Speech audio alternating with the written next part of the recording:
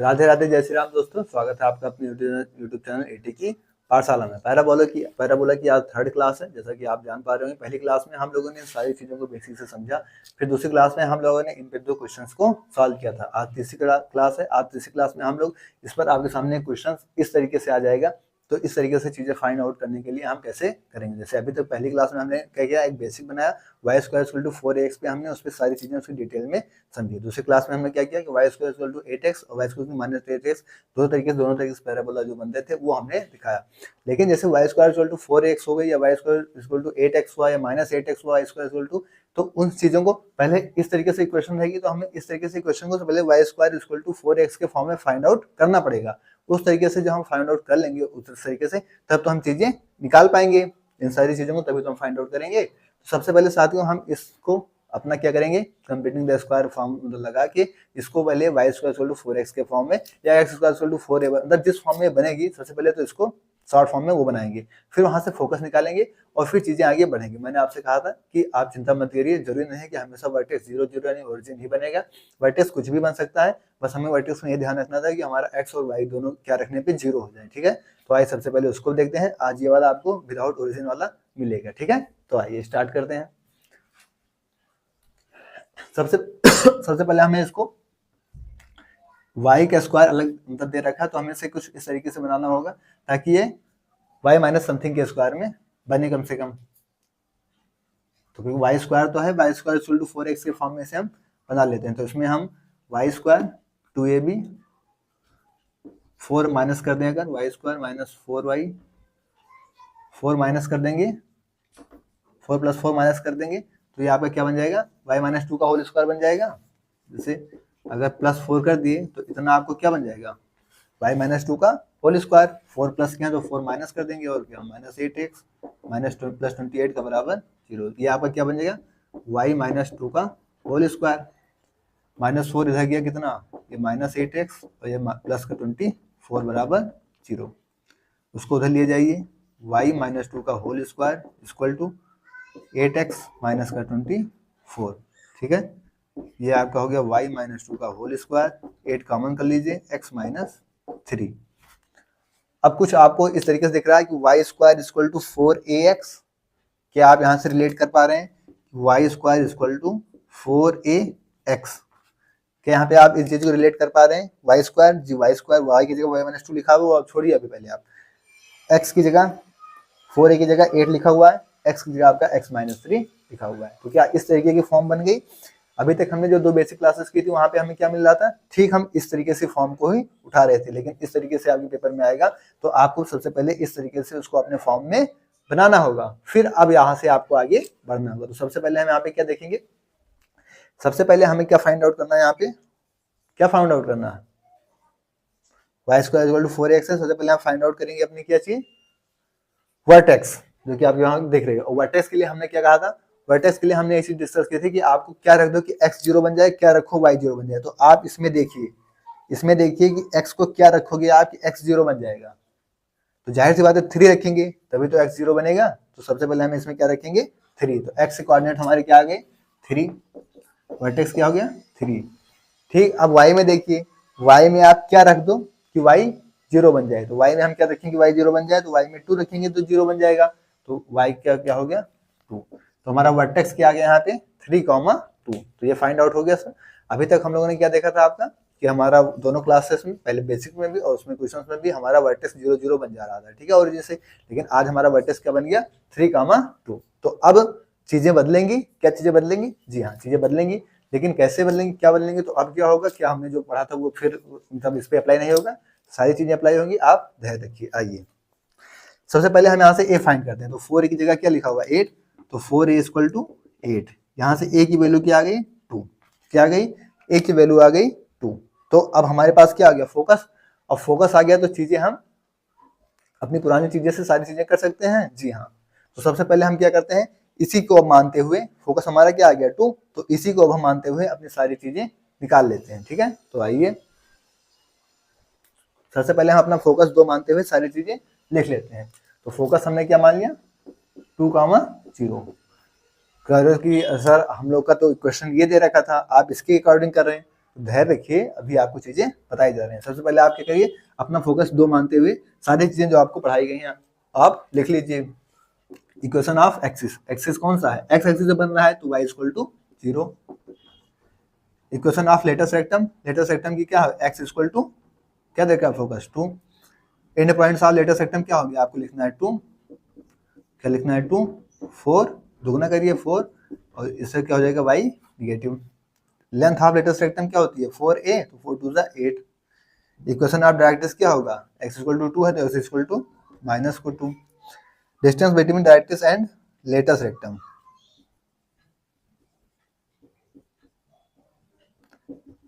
तो इनके बीच की डिस्टेंस क्या होती है 2a, तो 2 2 4।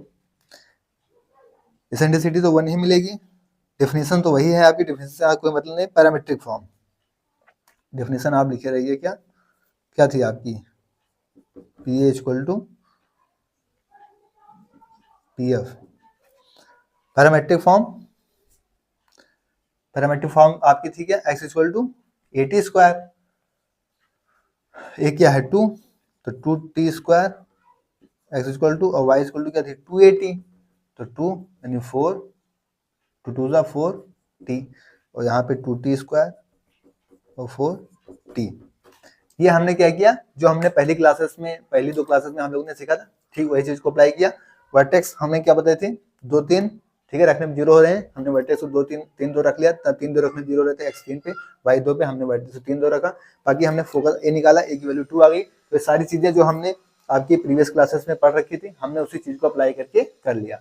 अब बात आती है कि यहाँ पे तो इक्वेशन हमारी ये बनी थी, आपने तो इसके अकॉर्डिंग किया, तो अब हमें क्या करना है जो हमारा इस चीज पे अप्लाई हो। तो आइए सबसे पहले हम उस चीज को करते हैं।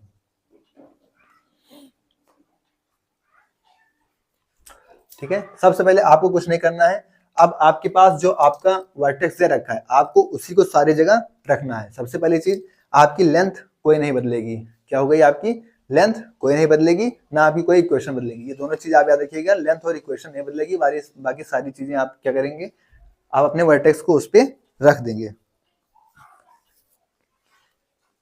ठीक है, तो चलिए फोकस पे क्या करेंगे हम, फोकस पे 3 इसमें ऐड करेंगे, क्या हो जाएगा 3 2 5 और 2 0 क्या हो जाएगा 2। तो यहाँ से हमारा फोकस का निकल के आएगा 5 2। अब आपको x की जगह 3 और y की जगह 2 सब जगह पे रख देना है।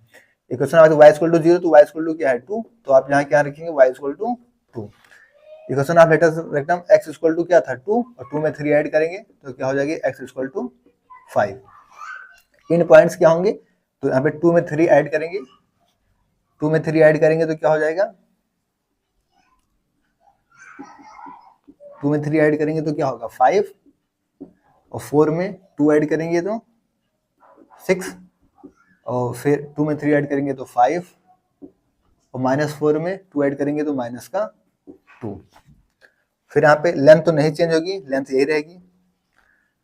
Equation of directrix x equal to क्या था -2, तो इक्वेशन भी आपकी नहीं चेंज होगी। डिस्टेंस, डिस्टेंस आपकी नहीं चेंज होगी, इसेंट्रिसिटी तो यही रहेगी, डिफरेंशियल यही रहेगी। बाकी पैरामेट्रिक फॉर्म और जनरल पॉइंट भी आप इसमें थोड़ा थोड़ा चेंज हो जाएगा।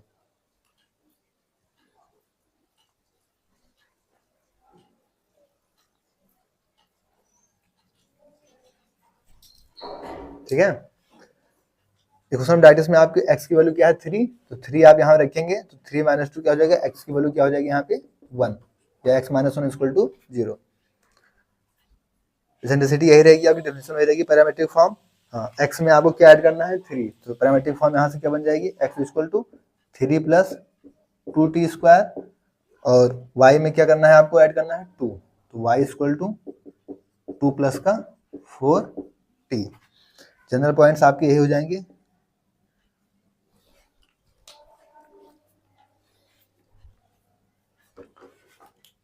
जनरल पॉइंट्स क्या हो जाएंगे 3 प्लस 2t स्क्वायर और 2 प्लस 4 का t, तो ये आपके क्या हो जाएंगे जनरल पॉइंट्स हो जाएंगे।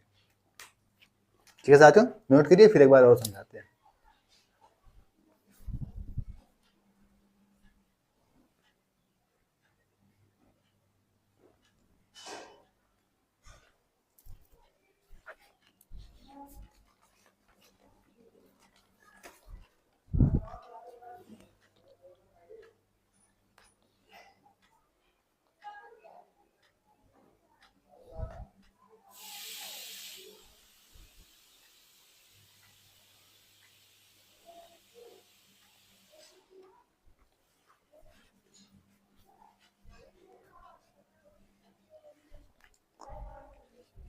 तो साथियों आज हमने क्या किया, सारी चीज़ों को सॉल्व करके देख लिया। अब आपकी जो x y square equal to 4x का फॉर्म था, स्टैंडर्ड फॉर्म जो था, सारी चीज़ें सबसे पहली क्लास में बता दी गई।